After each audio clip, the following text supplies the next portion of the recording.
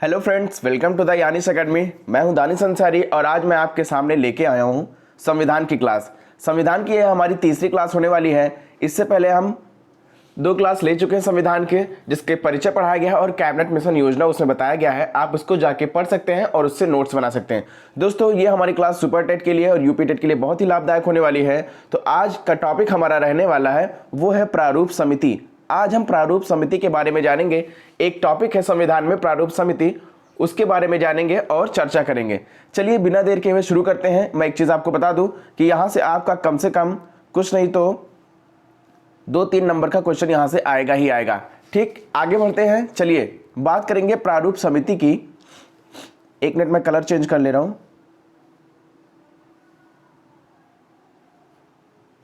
देखिए, संविधान पर बनाए गए प्रारूपों पर विचार विमर्श करने के लिए प्रारूप समिति का गठन किया गया। ये जो प्रारूप समिति है ये क्या है और किस लिए बनाया गया, इसके बारे में बात कर लेंगे। तो जो प्रारूप समिति है ये हमारा जो संविधान बना था, जो हमारा संविधान बन के तैयार हुआ, उसके ऊपर विचार विमर्श करने के लिए इस समिति का गठन किया जाता है। ठीक, कि हमारा कैसे किस प्रकार का संविधान बनाना है और कहाँ कहाँ से क्या क्या चीज़ें लेनी है, उसमें सही क्या है गलत क्या है, इन सब चीज़ों पे विचार करने के लिए, विमर्श करने के लिए, बातचीत करने के लिए क्या करते हैं कि हम प्रारूप समिति का गठन करते हैं। और इस प्रारूप समिति में क्या होता है कि 7 सदस्यों को शामिल किया जाता है। एक समिति बनती है, इसमें 7 सदस्य होते हैं और ये 29 अगस्त को इसका गठन किया जाता है। 29 अगस्त 1947 को इसका गठन किया जाता है। तो यही चीज इस पे लिखा हुआ है कि संविधान पर बनाए गए प्रारूपों पर विचार विमर्श करने के लिए प्रारूप समिति का गठन किया गया। इतनी चीजें क्लियर हुई होगी। इसका गठन जो है प्रारूप समिति का, ये 29 अगस्त 1947 ईस्वी को 29 अगस्त 1947 ईस्वी को इसका गठन किया जाता है। आप डेट जरूर याद रखिएगा क्योंकि यहां से क्वेश्चन आता है। आपसे ऐसा डायरेक्ट क्वेश्चन पूछेगा कि जो प्रारूप समिति है इसमें कितने सदस्य शामिल थे। जो प्रारूप समिति है इसमें कितने सदस्यों को शामिल किया गया, तो इसमें 7 सदस्य थे। कितने सदस्य थे? 7 सदस्य थे। इस चीज को आपको ध्यान में रखना है। आगे बढ़ते हैं और देखेंगे कि इसमें कौन कौन से 7 सदस्य थे। सबसे पहले सदस्य थे भीमराव अंबेडकर जी, दूसरे थे एन गोपाल स्वामी अय्यर, फिर अल्लाही कृष्ण स्वामी अय्यर थे, कन्हैया लाल मणिलाल मुंशी थे। ये 4 हो गए और 3 इधर हैं। देखिए, एन माधवराव, सैयद मोहम्मद सादुल्लाह और डीपी खेतान, ये जितने आपके सामने 7 लोग दिख रहे हैं, यही 7 सदस्यों की कमेटी बनती है प्रारूप समिति के लिए। ठीक, प्रारूप समिति के विचार विमर्श करने के लिए इन्हीं 7 लोगों को शामिल किया जाता है। एक बार फिर से नोट करिएगा नाम। भीमराव अंबेडकर जी हैं, एन गोपाल स्वामी अय्यर हैं, अल्लाही कृष्ण स्वामी अय्यर हैं, इनके साथ साथ कन्हैया लाल मणिलाल मुंशी जी हैं और फिर एन माधव जी भी हैं, सैयद मोहम्मद सादुल्लाह हैं और डीपी खेतान। ये 7 लोग क्या है कि ये प्रारूप समिति के सदस्य रहते हैं। ये प्रारूप समिति के 7 लोगों को, इन्हीं 7 लोगों को शामिल किया जाता है प्रारूप समिति के गठन करने के लिए। ठीक, कुछ प्रमुख बिंदु है उसके बारे में हम जान लेते हैं। आपको समझ में आया होगा कि प्रारूप समिति क्या है। प्रारूप समिति संविधान के ऊपर चर्चा करने के लिए, विचार विमर्श करने के लिए हम प्रारूप समिति का गठन बनाते हैं, जिसमें 7 सदस्य शामिल थे और ये 29 अगस्त 1947 ईस्वी को इसका गठन किया जाता है। चलिए शुरू करते हैं। कुछ प्रमुख बिंदु हैं, इनके बारे में जानना बहुत ही जरूरी है। देखिए, जो डीपी खेतान है, इनके देहांत के बाद कृष्णमाचारी को सदस्य बनाया गया। जो डीपी खेतान है, इनकी मृत्यु हो जाती है और उनके बाद उनके जगह पे टी कृष्णमाचारी को इनका सदस्य बनाया जाता है प्रमुख इसका प्रारूप समिति का। इतनी चीजें क्लियर हुई। और जो बीएल मिश्रा है, ये त्यागपत्र दे देते हैं, तो इनकी जगह पे कौन आता है? एन माधव राव को सदस्य बनाया जाता है। जो बीएल मिश्रा होते हैं, ये क्या करते हैं? ये अपना त्यागपत्र दे देते हैं इस प्रारूप समिति के सदस्य से होने से, तो इनके जगह पे एक लोगों को शामिल किया जाता है, उनका नाम है एन माधव राव। इतनी चीजें क्लियर हुई होगी।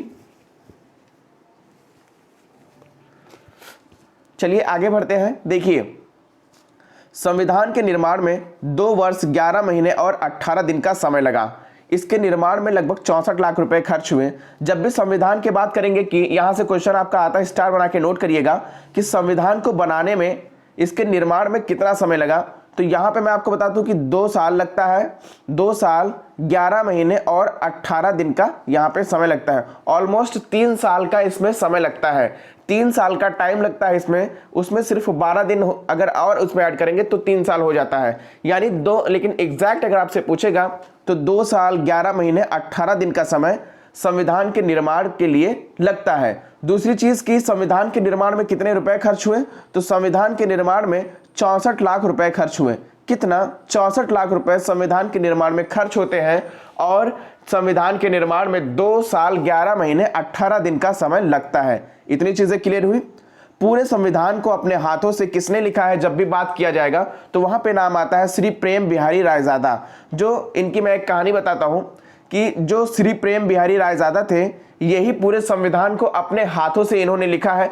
क्यों लिखा है? क्योंकि इनकी जो हैंड राइटिंग थी ये बहुत ही अच्छी थी।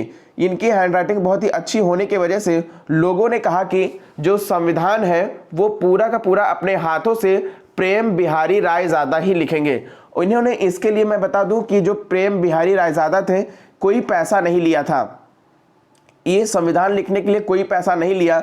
इन्होंने बताया कि जो मैं पैसे तो नहीं लूंगा, लेकिन जो संविधान है ना, संविधान के आखिरी पेज पे हमारे दादाजी का नाम होगा। इन्होंने कहा कि मैं पैसे तो नहीं लूंगा संविधान लिखने के लिए, लेकिन जो संविधान हमारा है, जो संविधान हमारा बनेगा, उसके आखिरी पेज पे मेरे दादाजी का नाम यहाँ पे होना चाहिए, ऐसा श्री प्रेम बिहारी रायजादा ने कहा।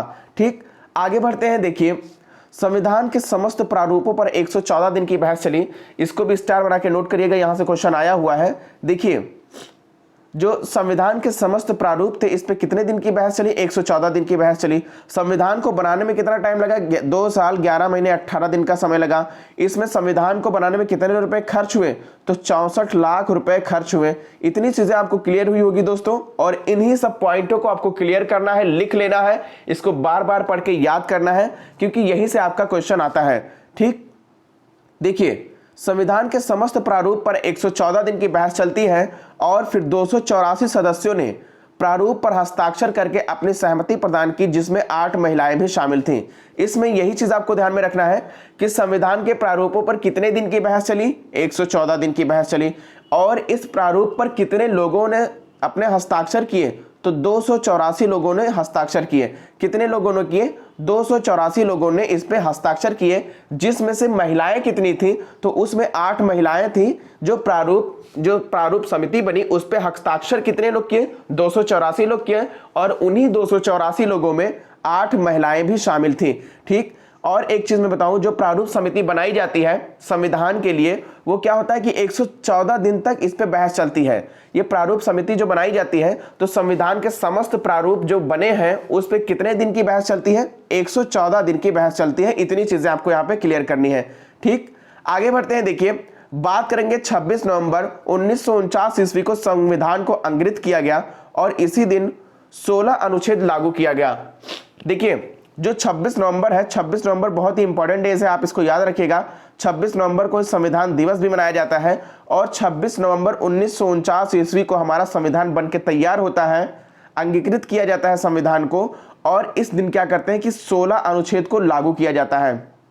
ठीक, पूरे के पूरे संविधान को इस दिन नहीं लागू किया गया, लेकिन क्या होता है कि हमारा संविधान, ऐसे आपको पूछा जाएगा क्वेश्चन में कि हमारा संविधान कब अंगीकृत हुआ, तो हमारा संविधान 26 नवंबर 1949 ईस्वी को यह अंगीकृत होता है। ठीक, इतनी चीजें क्लियर हो गई।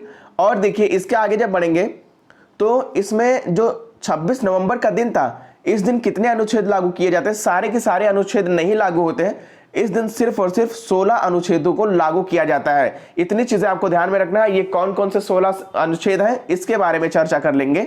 देखिए, 26 नवंबर 1949 को लागू होने वाले अनुच्छेद कौन कौन से हैं, इसके बारे में देख लेते हैं। देखिए, अनुच्छेद 5, अनुच्छेद 6, अनुच्छेद 7, 8, 60, 324, अनुच्छेद 366, 367, 388, 379, 380, 391, 92, 93 और 94, ये जितने आपके सामने दिए हुए हैं, ये 16 अनुच्छेद हैं। कितने अनुच्छेद हैं? 16 अनुच्छेद हैं। और ये 16 के 16 अनुच्छेद जो है, ये 26 नवंबर 1949 को इनको अंगीकृत जब होता है हमारा संविधान, तो उसी दिन इन 16 अनुच्छेद को लागू कर दिया जाता है। इतनी चीजें आपको ध्यान में रखना है। ठीक, 26 नवंबर को विधि दिवस के रूप में मनाया जाएगा, यह निर्णय हुआ था। ये देखिए अभी ये नहीं है, 26 नवंबर जो हमारा है इस दिन विधि दिवस मनाया जाता है। ठीक, इस चीज को आपको ध्यान में रखना। लेकिन ये अभी 26 नवंबर को विधि दिवस मनाया जाता है, इस चीज को हटा के इस चीज पे कुछ और कहा गया है जिसकी चर्चा आगे करेंगे। लेकिन ये पहले की बात है, ये पहले निर्णय हुआ था। देखिए लिखा हुआ है ना ब्रैकेट में कि ये निर्णय हुआ था कि 26 नवंबर को विधि दिवस के रूप में मनाया जाएगा। किस दिवस के रूप में मनाया जाएगा? 26 दिवस को विधि दिवस के रूप में मनाया जाएगा, ऐसा 26 नवंबर को पहले ये चर्चा हो चुका था।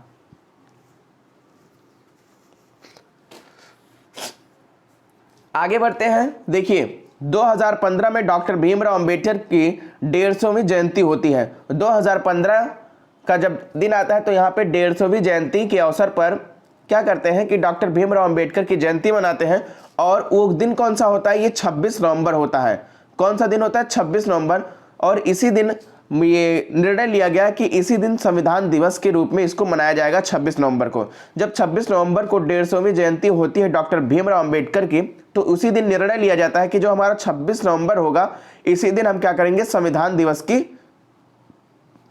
दिवस को हम यहाँ पे मनाएंगे। ठीक, संविधान दिवस को कब मनाया जाएगा, कब निर्णय हुआ? तो ये निर्णय होता है 150वीं जयंती किसके? डॉक्टर भीमराव अंबेडकर के 150वीं जयंती पे। ठीक, कि 26 नवंबर को क्या होता है, हम संविधान दिवस के रूप में इस दिन को 26 नवंबर को मनाएंगे। इसी दिन से हमारा निर्णय हो गया। और आप क्वेश्चन अगर आपसे पूछेगा कि संविधान दिवस कब मनाया जाता है, संविधान दिवस बताइए, तो संविधान दिवस की जब भी बात करेंगे तो 26 नवंबर की बात करेंगे। इस चीज को आप हाईलाइट करके एकदम नोट कर लीजिएगा कि 26 नवंबर को ही संविधान दिवस मनाया जाता है। 24 नवंबर 1950 को संविधान सभा की अंतिम बैठक होती है। यहां से भी क्वेश्चन आएगा, स्टार बना के नोट करिएगा।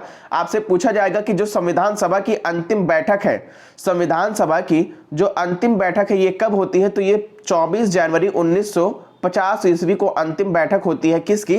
ये हमारा संविधान सभा की अंतिम बैठक होती है 24 जनवरी 1950 ईस्वी को। नोट डाउन करिएगा एक बार फिर से, 24 जनवरी 1950 ईस्वी को क्या होता है कि ये संविधान सभा की अंतिम बैठक होती है। इसके 2 दिन के बाद ही यानी 26 जनवरी की जब बात करेंगे तो भारत का संविधान लागू कर दिया जाता है।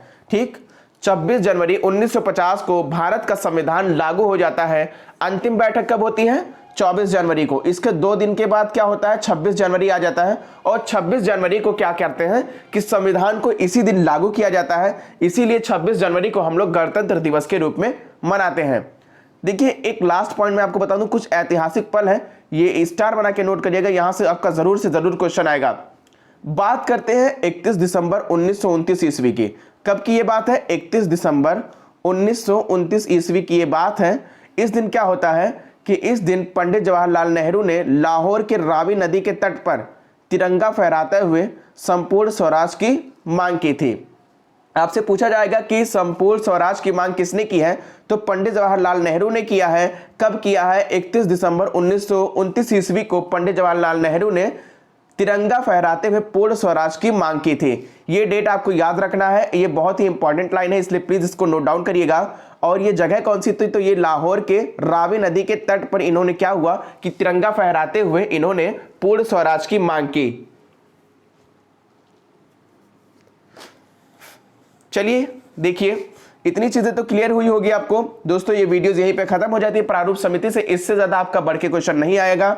और अगर जो बच्चे यहाँ पे नए हैं वो प्लीज सब्सक्राइब कर लीजिए यानिस एकेडमी को। अगर सेशन पसंद आया है तो लाइक करिए, शेयर करिए, कमेंट करिए। मैं एक चीज बताऊं कि हमारे इस चैनल पे यूपी टेट की फ्री क्लास चल रही है। यूपी टेट की सारी के सारे फ्री क्लास चल रहे हैं, जिसके लिए आपको कोई भी फीस देने की ज़रूरत नहीं है, क्योंकि आप कहीं और पे जाएंगे तो आपको कम से कम 6,000 रुपये पे करना पड़ेगा। लेकिन हमारे इस चैनल पे फ्री ऑफ कॉस्ट आपको पढ़ाया जा रहा है, वो भी सारे के सारे सब्जेक्ट। मैं आपको बता दूं कि हमारे इस चैनल पे ईवीएस हो गया, सीडीपी हो गया, हिंदी हो गया, और इसके साथ साथ संविधान हो गया।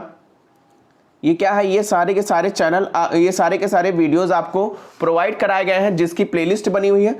आप प्लेलिस्ट में जाके सारे के सारे वीडियोस को देख सकते हैं। 15-20 मिनट की हर एक वीडियो है और सारे एक टॉपिक को अच्छे से कवर किया गया है।